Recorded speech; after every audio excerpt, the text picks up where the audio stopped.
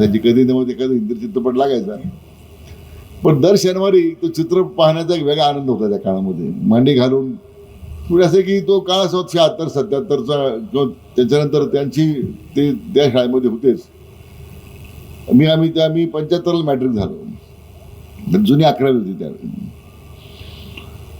पण तो एक शाळेमध्ये जो आनंद वेगळा होता पाहण्यामध्ये. आता कोणी बसणार का मांडी घालून?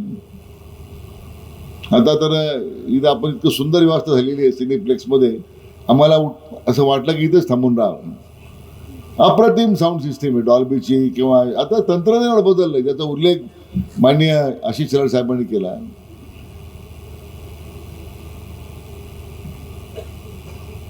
माननीय जयकुमार गोरे साहेबांनी केला. खरं किंवा करीर साहेब म्हटली ती गोष्ट बरोबर आहे की एक वेगळ्या आनंदाच्या विश्वात आपण गेलं पाहिजे. रोज तेच तेच तेच तेच तेच तेच, हा गेला तो गेला, तो आला तो गेला. वाळूचे ट्रक पकडले, याचे ट्रक पकडले, ते ऐकावं लागतं आपल्याला. आपला जिल्हा प्रसिद्ध त्यासाठी मला माहिती आहे ना. वाळूचे ट्रक आहेत, क्रशरच्या गाड्या आहेत. म्हणजे सोलापूर फार प्रसिद्ध आहे. तुम्हाला फार मोठी जबाबदारी येतात विजयकुमार. नाही, कुमार आशीर्वाद जरी असले तरी छोटी, कारण मागे म्हटलं दुर्लक्ष करा जरा थोडंसं. गाड्या चालू द्या, काही फरक पडत नाही.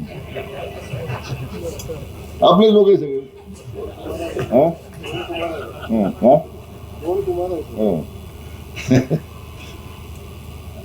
परंतु या सगळ्या झकाझकीमध्ये केव्हा तरी एक सुंदर चित्रपट पाहावा. तंत्रज्ञान एवढं पुढे गेलेलं आहे.